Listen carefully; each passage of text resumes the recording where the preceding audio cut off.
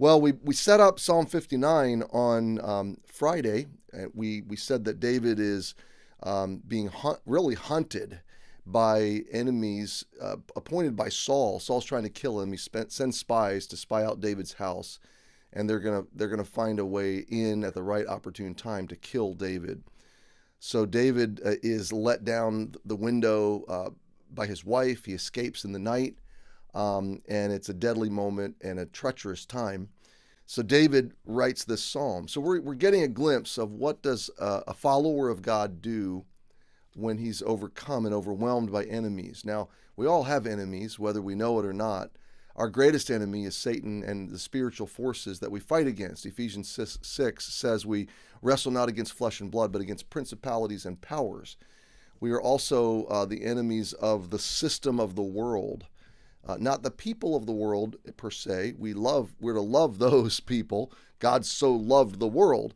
But John also said, love not the world, neither the things that are in the world. So the world system is a way of thinking that rebels against God and redefines what is right and wrong. It's the rejection. It's the system that stands in rejection of God and then creates its own replacement system to the natural created order of God's design. And that system is your enemy and my enemy. So our greatest enemies are spiritual, and we are surrounded by those enemies, and they are coming and rising up against us as Christians and followers of Jesus really more and more every day. And I realize, in a practical manner of speaking, in terms of our liberty in America, though many of them are being encroached upon in many respects, we still have liberty as believers to believe, to preach and teach, to grow, to follow Jesus, to lead others to him, and to do the work of Christian mission. I mean, to do the work of Jesus, the kingdom of Jesus. And that's a great liberty, and we cherish and treasure that. But nonetheless, the enemies are rising up against us in terms of demonizing what we believe. The very ideas of God are under assault. So when you stand up to speak the ideas of God as truth, you are quickly confronted, quickly canceled, or shouted down, or placed under threat, which can be an intimidating thing. So we do have enemies.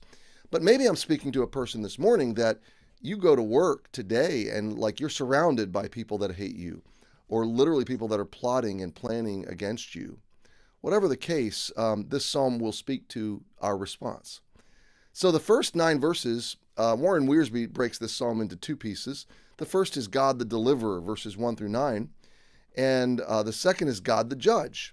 And I love that breakdown because in big picture, David casts himself before the Lord in prayer, private, personal walking with God. And he brings his struggle, his trial to God. He doesn't take matters into his own hands.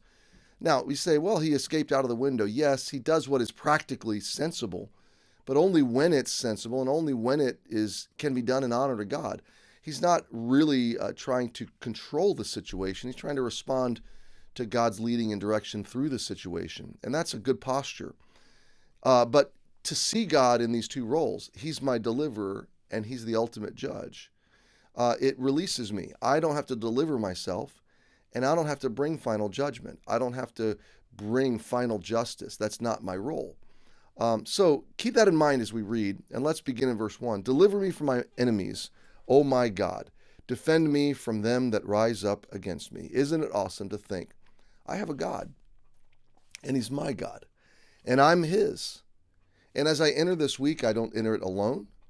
I don't enter it in my own will or my own plan. We talked about kairos versus chronos time yesterday. I want to be on God's kairos. He is my God, and therefore I can rest in him that he will ultimately deliver me from my enemies. He's already declared me victor.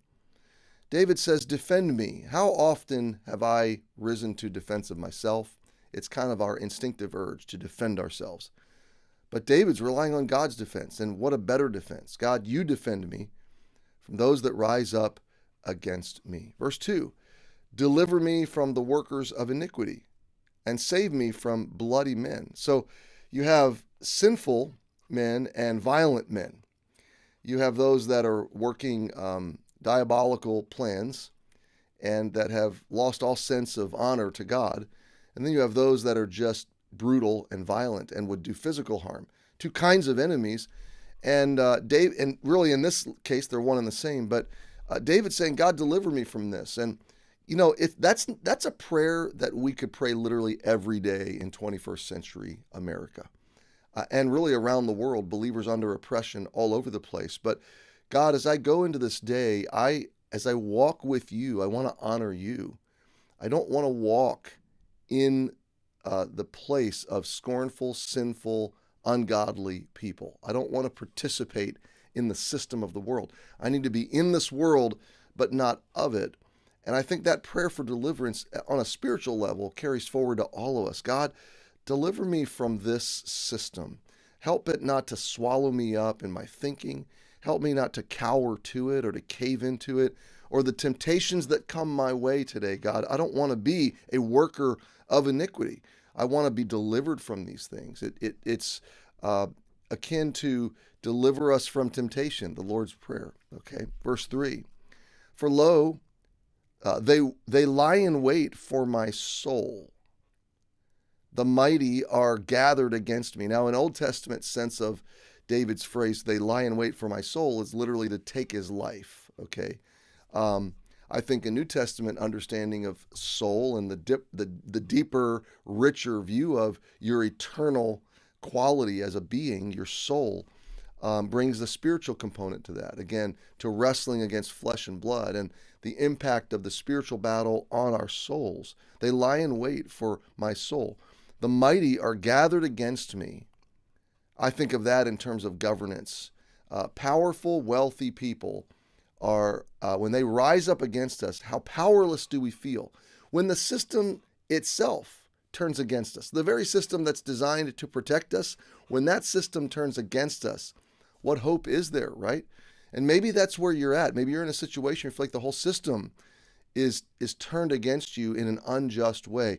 Well, my friend, you have a God, and God can turn that system on itself. He can let the traps that they lay for you spring against them.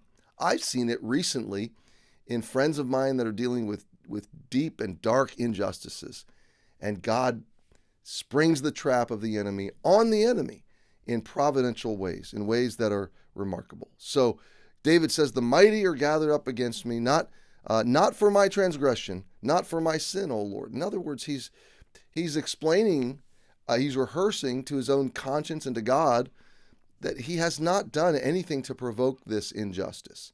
In this sense, in this context, he's not saying he's sinless. Nobody is.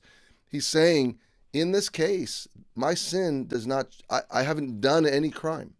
I'm innocent of any charges that would warrant this kind of government aggression from the king against me. It's not for my sin, O Lord. David is essentially saying, if it were for my sin, maybe I wouldn't be praying this way. No, it's not for my sin. I haven't done anything. Verse 4, they run and prepare themselves without my fault. So they are the aggressors here, and it is unjust.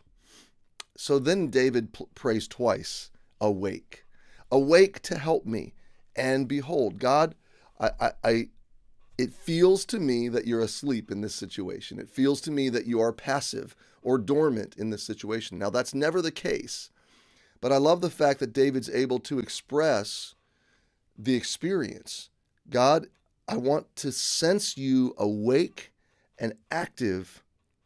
God, awake to help me. Behold, look on what's happening. Take stock, be aware, and we know he is. Verse 5, thou therefore, O Lord God of hosts. The God of hosts is a great title of God. God is the commander of all the armies of heaven.